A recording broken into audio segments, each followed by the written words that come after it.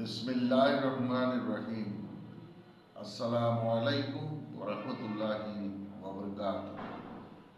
প্রিয় সাভার এবং আশুলিয়াবাসী, আমি লেফটেন্যান্ট জেনারেল অবসরপ্রাপ্ত ডক্টর চৌধুরী হাসান সরওয়ার্দী বীর বিক্রম।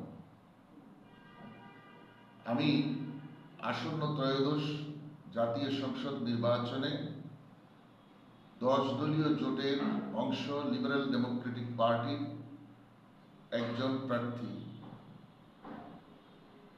আমার মার্কা ছাতা মার্কা।